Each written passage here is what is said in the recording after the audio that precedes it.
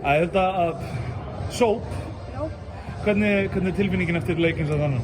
það er bara geggjutilfinning og svo gaman að vinna og svona komast upp og svona að komast í úrslitaleikinn og svona.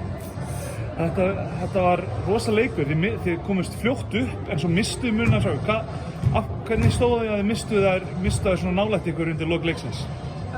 Vörðin okkar var bara ekki nógu góð, vorum ekki að tala saman og það var bara aðláttið sem var að klikka. Þú var stigast í þínu liði, stóðst þér opaslega vel. Þú og fleiri hafa verið vaxandi. Hvernig er þetta? Er bara svona gott að búa í Grindavík eða hvað er málið? Já, það er bara allir stiði alla og bara geggja við Grindavík, sko. Þessi nýja æfingavöllur og allt er annars gerir sig. Það er trikkið, sko. Þú ert með Dominos-deildina, deildarbannerinn fyrir aftan þig. Hvernig líst þér á líkurnar á að þið farið upp?